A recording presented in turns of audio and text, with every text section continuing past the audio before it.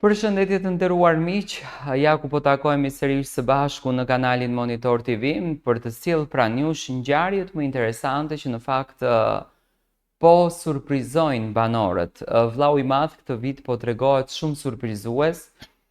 disa sfida interesante, disa sfida të çuditshme, realisht jo të përballueshme shpirtërore. Të kesh një kafshë në shtëpi është një marrëdhënie ndoshta më e afërt edhe se sa më një njeri, nga që shpirtërisht njeriu dhe kafsha lidhen më shumë, emocionet janë më tepër dhe energjia është më e fokusuar ndonjëherë kur një kafshë është në shtëpi dhe butësia e tyre,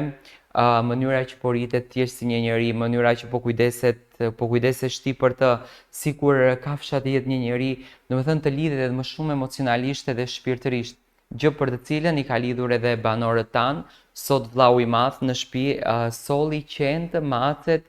kafshët e banorëve. Është për herë të dytë që kafshët bëhen pjesë e shtëpisë së Big Brotherit. Duheshte të mos reagojnë, duheshte të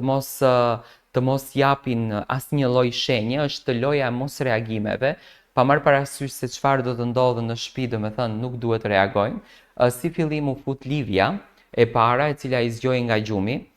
Livia ushtriti krevati i saj, ndoshta i dha dhe një mesazh Rozanës që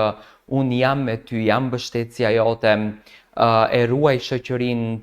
time me tënden, dhe do me thënë marrëdhënia po bëhet edhe më e bukur, ndërsa në anën tjetër qentë jepnin emocione shumë të bukura që në fakt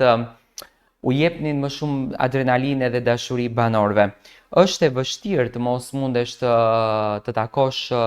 mikun tënd të zemrës, bebuçin tënd, që në këtë rast është qeni apo macja, për banorët, dhe është e rëndë që të mos e përballosh, por në këtë rast banorët po tregohen shumë të fuqishëm, edhe pse vllau i madh në fakt nuk po i surprizon shumë. Unë kujtoj në një Big Brother në Portugali,